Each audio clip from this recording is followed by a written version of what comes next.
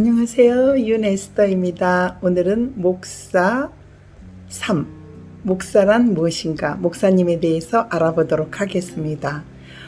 첫날은 그 목사님 성직자라는 그런 내용과 두 번째는 목사가 꼭 해야 될 일, 5가지에 대해서 목사님이 하셔야 될 일을 제가 이야기했고요. 오늘은 목사의 결혼에 대해서 이야기해 보도록 하겠습니다. 기독교 초기의 성직자 결혼이라는 것을 이야기해 보도록 하겠습니다. 물론 당연한 일이라고 인터넷에 나와 있고요.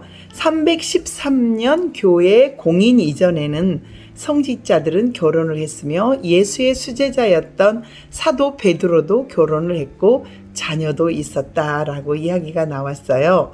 교부들의 독신도 자발적으로 독신을 교회의 증인들에게 선언하고 실천했을 뿐, 나는 독신을 한다라고 이야기했을 뿐 강제는 전혀 없었습니다.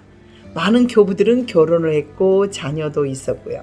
우리 흔히 이런 말 있잖아요. 여자들은 결혼 안 하고도 혼자 살지만 남자들은 꼭 여자들의 손이 필요하다라는 그런 이야기가 있어요. 그래서 이혼을 하더라도 남자들은 결혼을 금방 순간에 빨리 하시는 경우가 있지만 여자들 같은 경우는 홀로 독신으로 사는 경우도 많았지만 성직자들은 결혼이 강제성은 없었다. 독신이 또 강제성은 없었다. 이런 말들이 있네요. 그리고 서방에서는 결혼을 금지했던 이유가 있었는데요. 교황제로 인해서 성직자들의 결혼을, 천주교는 교황님들은 안 하시잖아요. 그래서 교황제로 인해 성직자의 결혼을 금지하게 되었다. 11세기 교회 대분열이 일어나면서 동방교회와 서방교회로 나눠졌다고 첫 번째에 말씀하셨는데요. 12세기의 라테란 공예를 통해 교황직이 이제 승계 문제를 막기 위해서 서방교회에서 이제 나타났다고 그래요.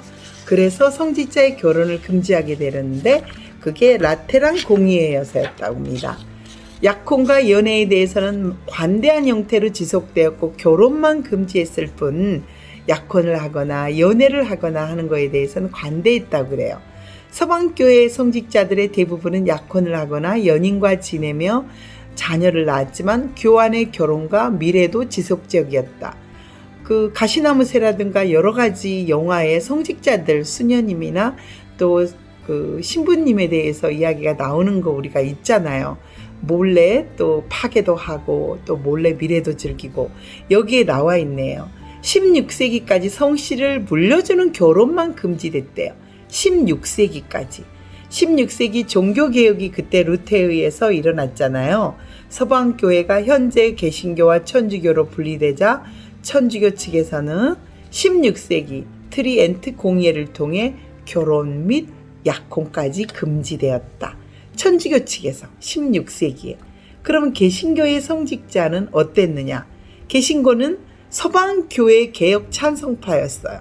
동방교회와 서방교회가 나눠졌다고 그랬죠. 그 서방교회 종교개혁 시대 당시에 서방교회 제도와 문제의 개혁을 찬성했으며 그 교회의 제왕적 제도 핵심인 교황제의 심각성을 지적해서 종교개혁이 생긴 거죠. 땡그랑 그 돈통에다가 돈을 집어넣었을 때 천국을 간다라고 하는, 실제로 그 돈통도 보았고요. 또 루터의 정교계 그 교회도 가보았습니다. 루터의 500주년 때문에 독일 비텐베르크 성에도 가봤고요. 여러 가지 할 때마다 루터는 굉장히 그 반박문을 붙일 정도로 굉장히 박식하고 똑똑했었고요. 독일어를 또 이렇게 알았던 것에 독일어 번역을 해서 종교 쪽으로는 독일 신학이라든가 독일이 굉장히 크게 작용하는 것 같아요. 그래서 신학 쪽에서는 독일을 결코 무시할 수 없었다는 것도 독일 민족의 그 우수성 같은 게 이게 나와 있는 것 같아요. 루터를 보기만 해도 종교개혁을 했다라든가 또 그 독일어를 알았기 때문에 독일어로 성경을 번역해서 많은 사람들이 성경 말씀을, 하나님의 말씀을 알 수 있게 해줬다는 거, 그게 대단하지 않습니까? 저는 그 굉장히 대단한 걸로 봐요. 서방교회 개혁 찬성파들에 의한 바른 교회라고 이제 이야기하기 시작하는데, 개신교는 기독교 초기 형태인 교구별 지도자들을 중심으로 평등한 연합체 구조를 지닌 교회가 바른 교회라고 보았다고 합니다. 또 신약 성경에는 감독과 집사가 한 아내의 남편이어야 하며 가정을 이뤄야 한다라고 말씀이 있으므로 이에 따라서 개신교회의 목사님은 가정의 부모이며 성직을 위해 성실히 말씀만을 따르며 가족을 이끌어야 되고 교회를 위해 봉사하는 자를 우리가 목사, 그 당시에 집사라는 그런 근거가 있네요. 그렇지만 교회 내에서 교인들 앞에서 독신선열을 할 경우에는 예외로 했지만 그래도 개신교회에서는 가족을 이끌며 교회를 위해 봉사하는 자, 그런 사람이 목사라고 하고 있습니다.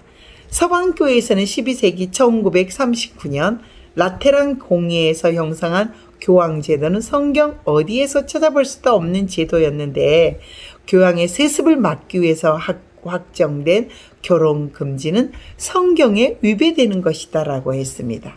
맞습니다. 성직자의 결혼을 금지하는 것은 성경에 나와 있지 않다라는 이야기예요.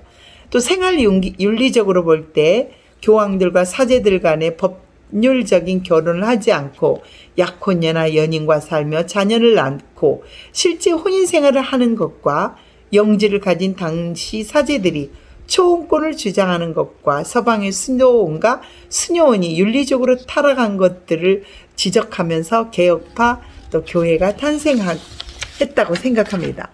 서방교회에서도 마찬가지고 주님이 축복하시는 결혼과 행복한 가정을 이루는 게 신학적으로는 합당하며 윤리적으로는 정당한 목사직을 수행하는 것이 더 옳다고 보았다라고 했습니다. 이런 목사들의 개신교적인 발전의 결혼관을 가지고 있었던 이런 목사들의 활동 이후에 17세기 천주교회에서도 내부적 변화를 이끌었던 트리엔트 공의회를 통해 교황제는 더욱 강화했고 사제들의 약혼도 금지하도록 했습니다. 결혼 금지는 신약 고린도전서 7장과 또 7장의 오해로 생겼고요. 디모데전서의 성직자에 대한 지침의 위배이기 때문에 결혼 금지는 절대 안 됩니다. 또 신약 성경 고린도서 7장에 독신으로 살 경우 주님께 더 가까이 갈 수 있다는 바울 사도의 기록을 근거하나 이 7장은 당시 고린도 교회에 있었던 결혼 반대 사상에 대한 바울의 견해를 설명했을 뿐이지 결혼을 반대하는 것은 아니었다고 합니다. 둘째, 신약 성경의 감독과 집사직의 구절인 디모데전서 3장을 보면 2절에 감독 주교는 책망받을 일이 없으며 한 아내의 남편이며 절제하며 신중하며 단정하라고 나오는 집사 사제에 대해서, 12절의 집사 목사에 대해서는 한 아내의 남편이며 자녀와 자기 가정을 잘 다스리는 사람이라고 기록되어 라테란 공의의 결정은 성경 가르침을 위배했다고 그래요. 디모데전서 3장과 또 고린도전서 7장에는 분명히 그 나오는 말씀에 의해서 집사, 목사들은 이러이러하라고 그랬는데 거기에 위배돼서 라테란 공회에서 했었던 이야기는 천주교 성직자들의 결혼 금지와 약혼까지 금지하고 있는 것은 너무 타락했던 그 시대상을 말해주고 있는 것 같습니다. 또 개신교 성직자의 결혼과는 일반 성직자는 결혼할 수 있는 동방 정교회가 비슷하다고 그래요.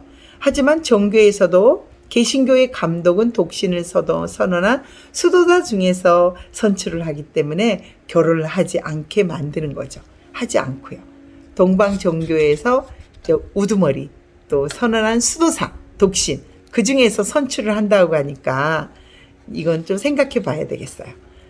목사님의 안수에 대해서 또 지금 이제 설명을 하려고 그러는데 10분이 다 돼가서 새벽 기도를 준비해야 되며 내일은 목사 안수에 대해서 4편 해보도록 하겠습니다.